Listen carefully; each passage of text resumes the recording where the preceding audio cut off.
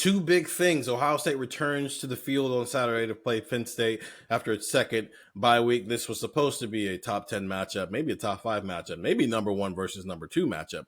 But instead, it's number 1 versus a team still looking for its first Big Ten win since last year. But that doesn't mean there aren't things that we can still learn about Ohio State this week. I'm Steven, and that's Stefan, and these are the things we want to learn from the Buckeyes head coach Ryan Day when we talk with him on Tuesday. Stefan, what do you want to learn from head coach? It for a team that's number 1 in the country and undefeated, it seems like there were like position battles we wanted to know answers to, like in this bye week, which is quite odd. Like it's surprising that we're going into November and we're not entirely sure who Ohio State's one of their 5-star offensive linemen is going to be. I think that conversation can extend to kicker. Like, was the bye week a chance for Fielding to solidify himself as the top option, or was there maybe a competition there?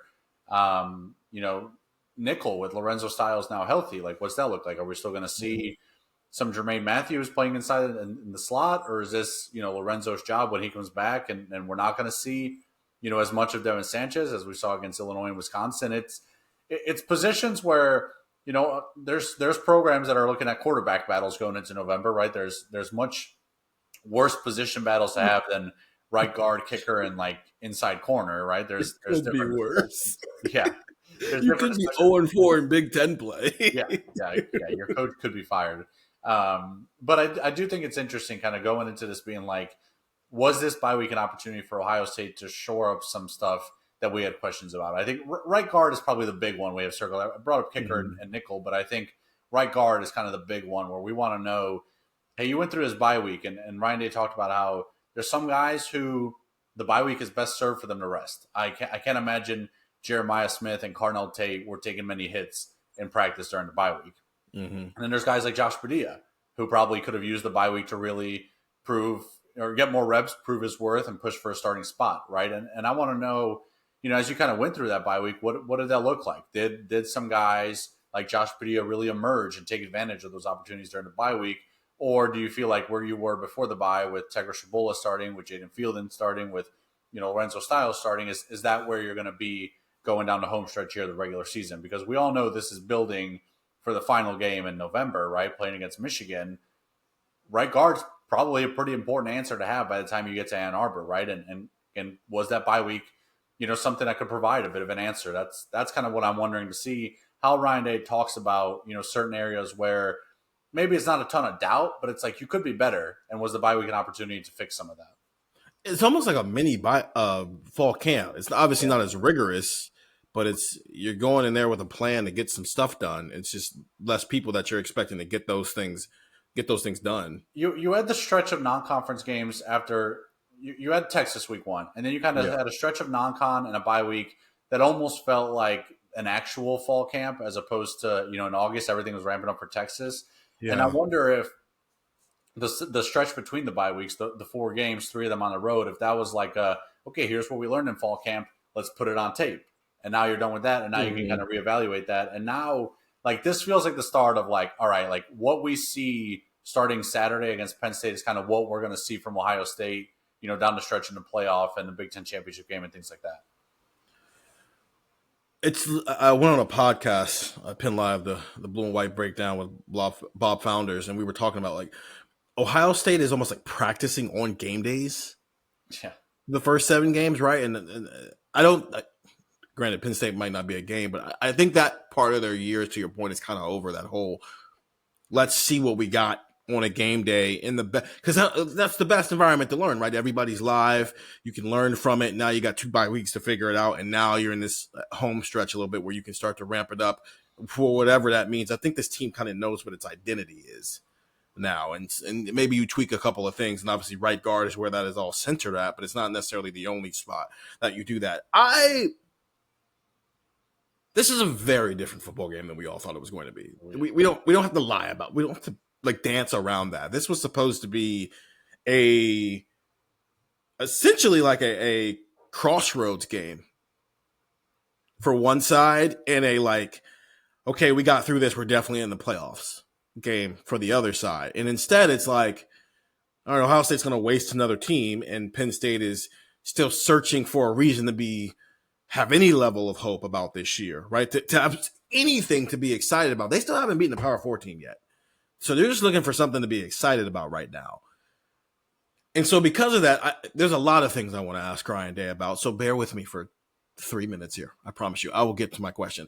The thing I really want to ask Ryan Day, but I know I'm not going to get an answer to, is, hey, when you were waiting for the Minnesota game to start and you were looking up at the big board and watching Penn State lose to UCLA, what were you thinking? Were you like, whoa? Or you like, huh? Like, oh, like, what was your like raw emotion? I'm not going to get that at a podium, but that's what I really want to know. Obviously, this week is going to be a lot of Matt Patricia, Jim Knowles conversations, and Jim Knowles leaving for Penn State, Matt Patricia being hired by Ohio State as his new defensive coordinator. You're writing about the impact he's had on this team already in 10 months this week. The thing I'm interested in is what he represents, what Jim Knowles represents, what Kerry Combs represented, what, Tyler, all these hires that Ryan Day has made. He says this a lot. I'm literally going to say this, like, you use this concept of making sure you have the right guys in the right seats. And there's making a good hire, there's making the best hire, and then there's making the right hire.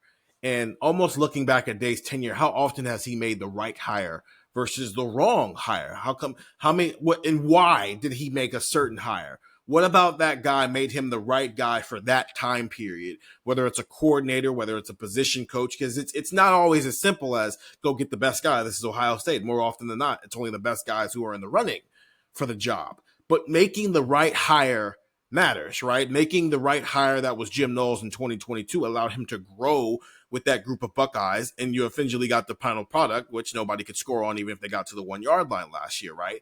James Franklin tried to pick up that same philosophy, but wanted to get year 3 Jim Knowles in year 1, and we see what's going on with Penn State's defense right now. Corey Dennis, that hire, why was that the right hire at the time? Why was Chip Kelly the right hire? But just that process for a guy, you have to remember, is still in his 7th year of ever being a head coach. So he's still on the early side of his head coaching tenure in sports in general. So it's still things that are growing and developing and that he's learning.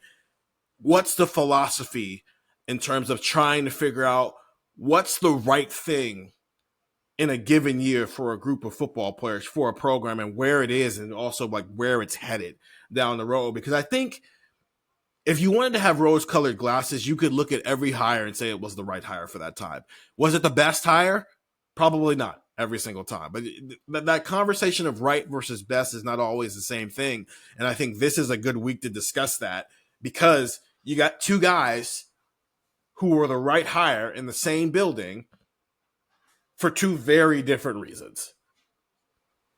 Yeah, I think what's interesting too about the Patricia hire is it kind of extends to Ryan Day previously having made good hires too, because a big thing with bringing in Patricia is Ryan Day wanted someone who could work with James Laurinaitis, Tim Walton, Yep. Matt Guerrieri, Larry Johnson, right? Like, he didn't want an entire new defensive staff. So I think Patricia being the quote unquote right hire also kind of maybe solidifies your thoughts that James Laurinaitis was the right guy. And the other guys that I mentioned there, like, if they weren't the right hire, then bringing in Patricia and saying, hey, this guy has to stay on your staff, that could probably turn ugly, right? It could turn into Patricia being like, hey, why am I still working with this guy if this guy's not any good?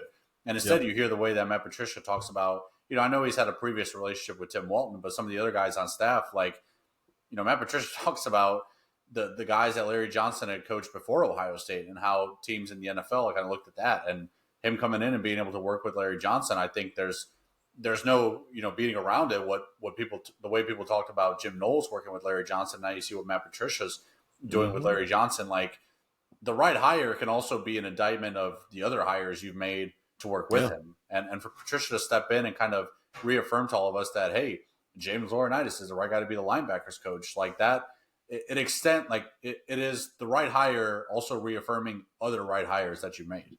It's the need. What does this team need? And when it hired Jim Knowles in 22, it needed a guy who came in here and just like tore up the place and brought his stuff with him, right? They didn't necessarily they needed a guy to just, the car's already set. Just drive it. Right. And granted, there will probably be other times when you do need something who can just tear it up and bring it all. Right. But sometimes it's about what you need. And Ryan Day has found a way to figure that out, that idea of like what Ohio State needs. Has it always worked? Of course it's not, right? Kerry Combs did not work out. You can keep going down the lake. Parker Fleming did not work out here. I don't know if Corey Dennis necessarily worked out here, right? Justin Fry, he didn't fail. He just didn't all the way succeed at what he was supposed to do when he was brought in here. But it's need. And I do think this is a good week to explore that. That's what we're thinking about, man. Ohio State, Penn State. We're not thinking about the X's and O's, and we're not thinking about how can deny Dennis Sutton or Zane Durant maybe exploit Ohio State's offensive line, because I don't think we think that they can. That's the one thing we do here at Buckeye Talk. Go listen to Buckeye Talk and get the text 614-350-3315. We don't play the game. We don't dance. We're just going to be honest. This game's probably not going to be close, but there are still things you can learn from Ohio State as it goes into its 8th game of the season against Penn State on Saturday in the shoe. It's a blackout, even though it's at noon. I know that doesn't make sense, but it is what it is. Listen, this is the card you've been dealt because of TV contracts, so it is what it is. It's the time of year where it's kind of dark during the day, too, so it's fine. That's true. Listen, it's the most wonderful time of the year. Ohio State's playing at noon every single week. That's not actually true this year. They got some 3:30 kickoffs and a 1 p.m. kickoff coming up here soon here. But 614-350-3315, 2-week free trial, $3.99 after that. That's Stefan. I'm Steven. See ya.